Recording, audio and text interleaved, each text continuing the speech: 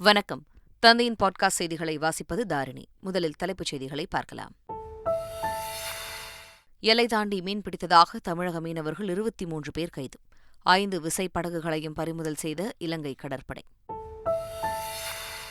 தமிழக மீனவர்கள் 23 பேரை விடுதலை செய்ய நடவடிக்கை எடுக்க வேண்டும். மத்திய அரசுக்கு முதல்வர் ஸ்டாலின் வலியுறுத்தல். ஜெயலலிதா நினைவு நாளில் சேப்பாக்கத்திலிருந்து மெரினா வரை ஊர்வலம். அதிமுகவினருக்கு முன்னாள் முதல்வர் ஓ பன்னீர்செல்வம் அழைப்பு. இலவச மின்சாரம் ரத்து செய்யப்படும் என வெளியாகும் தகவல் உண்மைக்கு புறம்பானது. அமைச்சர் செந்தில் பாலாஜி விளக்கம். குஜராத்தில் இன்று மாலையுடன் ஓய்கிறது தேர்தல் பிரச்சாரம். உச்சக்கட்ட வாக்கு சேகரிப்பில் தலைவர்கள் தீவிரம். சுவிட்சர்லாந்து அணியை 1-0 என்ற கோல் கணக்கில் வீழ்த்தியது பிரேசில். மற்றொரு போட்டியில் போர்ச்சுகல் அணியிடம் தோல்வியை சந்தித்தது உருகுவே. இனி விரிவான செய்திகள். அரியலூர் மாவட்டத்திற்கு அரசு நலத்திட்டங்களை வழங்க சென்ற முதலமைச்சர் ஸ்டாலின் தொல்லியல் துறையின் சார்பில் மளிகைமேட்டில் நடைபெற்ற அகழ்வாராய்ச்சிப் பணிகளையும் ஆய்வு செய்தார். அதோடு அகழ்வாராய்ச்சியில் கண்டறியப்பட்ட 1010 அரிய பழங்காலத்து பொருட்களையும் பார்வையிட்டார்.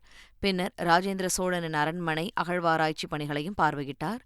இன்று அரியலூர் அருகே உள்ள கொல்லாபுரத்தில் நடைபெறும் அரியலூர் நலத்திட்ட உதவிகள் வழங்கும் விழாவில் கலந்து கொண்டு பயனாளிகளுக்கு நலத்திட்ட உதவிகளை வழங்குகிறார்.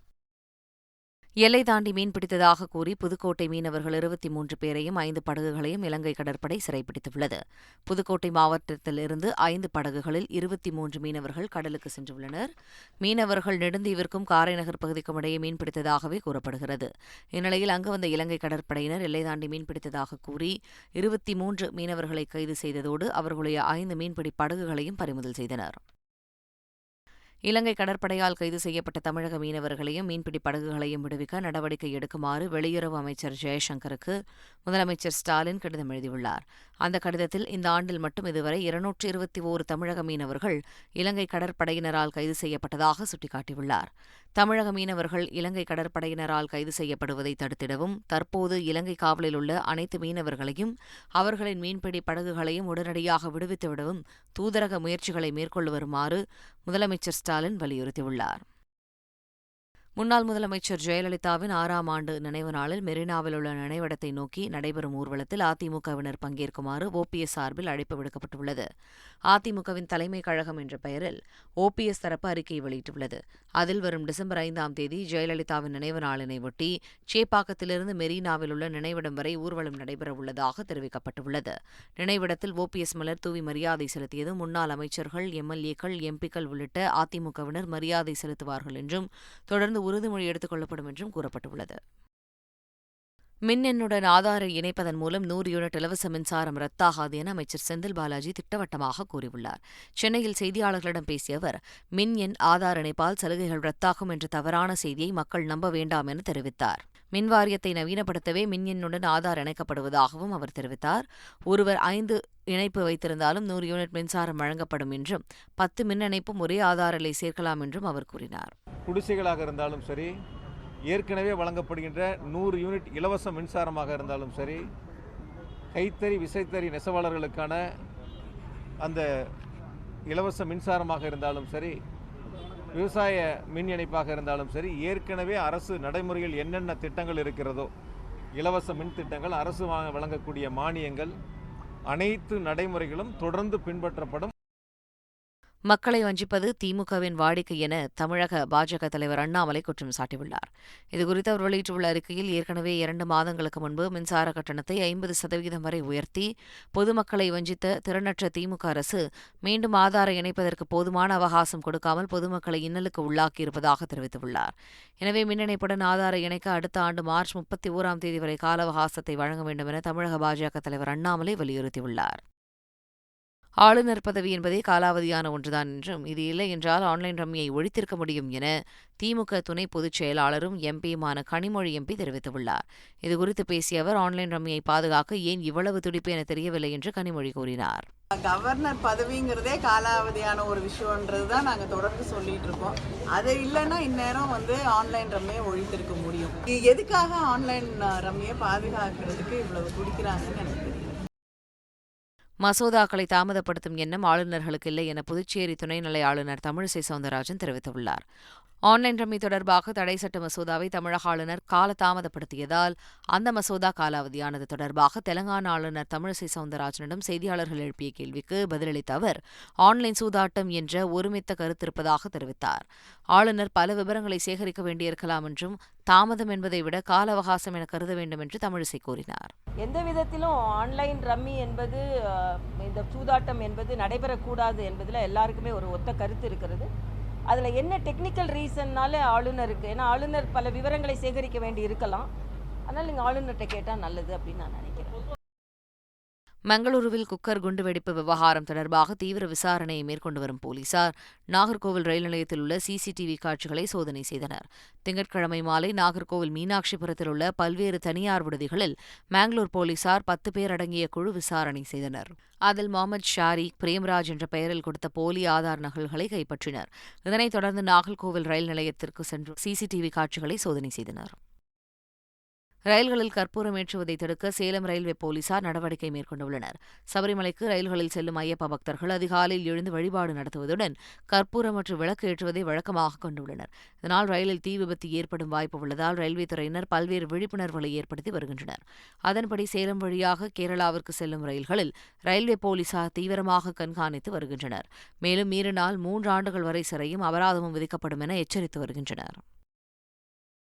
ஈரோடு அருகே கருமுட்டை விற்பனை விவகாரத்தில் பாதிக்கப்பட்டவர் உட்பட 6 சிறுமிகள் அரசு காப்பகத்திலிருந்து தப்பிய சம்பவம் பரபரப்பை ஏற்படுத்தியது. ஆரன்புதூர் அரசு காப்பகத்திலிருந்து கருமுட்டை விற்பனை விவகாரத்தில் பாதிக்கப்பட்ட சிறுமி உட்பட 6 சிறுமிகள் தப்பி வெளியேறியுள்ளனர். இதுகுறித்து காப்பக நிர்வாகி அளித்த புகாரின் பேரில் தேடுதல் வேட்டையில் இறங்கிய போலீசார் 6 சிறுமிகளையும் மீட்டனர். பின்னர் 6 பேரும் கவுன்சிலிங் வழங்கப்பட்டது. முதற்கட்ட விசாரணையில் காப்பகத்தில் இருக்க பிடிக்காததால் 6 பேரும் தப்பி சென்றது தெரியவந்துள்ளது. கார்த்திகை தீப திருவிழாவின் 2ஆம் நாள் நிகழ்ச்சியில் பஞ்சமூர்த்திகள் வெள்ளி இந்திர விமானங்களில் வீதி உலா சென்றனர். நேற்றிரவு விநாயகர், முருகர், அண்ணாமலையார் உடனுரை, உண்ணாமலை அம்மன், பராசக்தி அம்மன் மற்றும் சண்டிகேஸ்வரர் ஆகியோருக்கு சிறப்பு அபிஷேகம் செய்யப்பட்டது. பின்னர் 16 கால் மண்டபத்தில் எழுந்தருளிய பஞ்சமூர்த்திகளுக்கும் தீபாராதனைகள் காட்டப்பட்டன. இதனைத் தொடர்ந்து வெள்ளி இந்திர விமானங்களில் அமர்ந்து பஞ்சமூர்த்திகள் மாட வீதிகளில் உலா சென்றனர். அப்போது திரளான பக்தர்கள் பங்கேற்று சுவாமி தரிசனம் செய்தனர். பட்டுக்கோட்டையில் இந்து முன்னணி நிர்வாகி வீட்டின் பாதுகாப்பு பணியின் போது இஸ்லாமிய நண்பர்களுடன் பேசிக் கொண்டிருந்த காவலர் பணியிடை நீக்கம் செய்யப்பட்டுள்ளார். சில மாதங்களுக்கு முன்னர் பெட்ரோல் குண்டு வீசப்பட்டதால் இந்து முன்னணி நிர்வாகி ராஜ்குமார் வீட்டிற்கு போலீஸ் பாதுகாப்பு போடப்பட்டுள்ளது. இந்த நிலையில் அவரது வீட்டில் பாதுகாப்பு பணியில் இருந்த காவலர் தினகரன் இரவு பணியின் போது தனது இஸ்லாமிய நண்பர்களுடன் பேசிக் கொண்டிருந்ததாக கூறப்படுகிறது. இதுகுறித்து ராஜ்குமார் புகார் அளிக்கவே காவலர் தினகரனை பணியிடை நீக்கம் செய்து தஞ்சை மாவட்ட எஸ்பி உத்தரவிட்டுள்ளார். கர்நாடக மாநிலம் மணிப்பாலில் உள்ள MIT கல்லூரியில் இஸ்லாமிய மாணவனை பயங்கரவாதி என அழைத்த பேராசிரியர் பணியிடை நீக்கம் செய்யப்பட்டுள்ளார். மணிப்பால் இன்ஸ்டிடியூட் ஆஃப் டெக்னாலஜி கல்லூரியின் வகுப்பறையில் உள்ள மாணவனை பேராசிரியர் ஒருவர் பயங்கரவாதி என அழைத்துள்ளார். அதனால் ஆத்திரமடைந்த மாணவன் எப்படி பயங்கரவாதி என அழைக்கலாம் என்று கேள்வியை எழுப்பியுள்ளார். அதற்கு பேராசிரியர் விளையாட்டாக அழைத்ததாகவும் மாணவன் தமது மகன் போல எனவும் கூறியுள்ளார். ஆனால் கோபமடைந்த மாணவன் இந்த நாட்டில் இஸ்லாமியனாக இருப்பதும் இதுபோன்ற பிரச்சினையை சந்திப்பதும் விளையாட்டு அல்ல என தெரிவித்துள்ளார். இந்த உரையாடல் சமூக வலைதளத்தில் பரவிய நிலையில் பேராசிரியர் கல்லூரி நிர்வாகம் பணியிடை நீக்கம் செய்திருக்கிறது. மத்திய பட்ஜெட் குறித்து மத்திய நிதியமைச்சர் நிர்மலா சீதாராமன் தலைமையில் நடைபெற்ற ஆலோசனைக் கூட்டம் நிறைவடைந்தது. கடந்த 21 முதல் 28ஆம் தேதி வரை மத்திய நிதி மற்றும் கார்ப்பரேட் விவகாரங்கள் துறை அமைச்சர் நிர்மலா சீதாராமன் தலைமையில் வரும் நிதியாண்டிற்கான பட்ஜெட் குறித்த கூட்டங்கள் நடைபெற்றன. டெல்லியில் காணொலியின் மூலம் நடைபெற்ற கூட்டங்களில் பல்வேறு துறைகளைச் சேர்ந்த வல்லுநர்கள் பட்ஜெட் தொடர்பான ஆலோசனைகளை அரசுக்கு வழங்கினர். அவர்களுக்கு நன்றி தெரிவித்த நிதியமைச்சர் நிர்மலா சீதாராமன் 2023-24ஆம் ஆண்டிற்கான பட்ஜெட் தயாரிக்கும் போது இந்த ஆலோசனைகளை கவனத்துடன் பரிசீலிப்பேன் என உறுதியளித்தார்.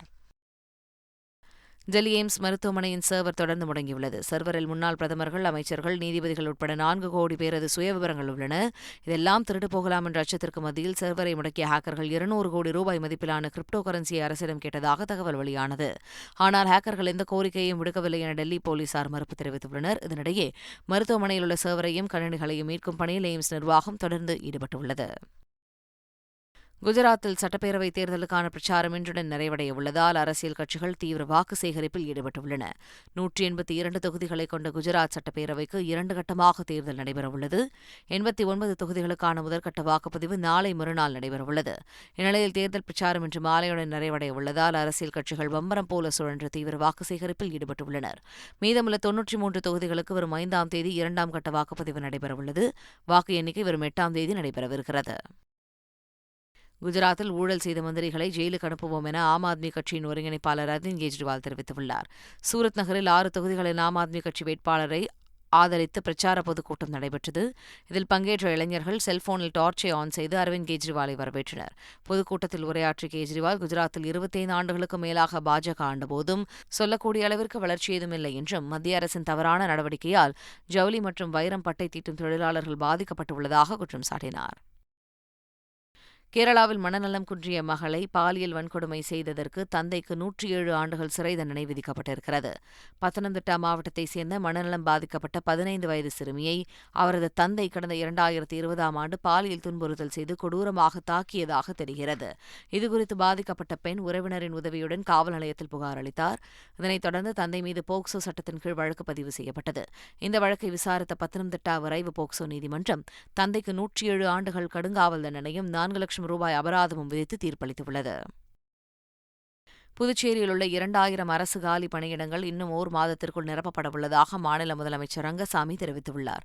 புதுச்சேரி மாநிலத்தை உள்ளடக்கிய மாஹே பிராந்தியம் கேரளாவில் உள்ள நிலையில் அதன் 69வது அனைத்திந்திய கூட்டுறவு வார விழா கூட்டுறவு சங்கங்களின் துணைப்பதிவாளர் அலுவலகத்தில் நடைபெற்றது.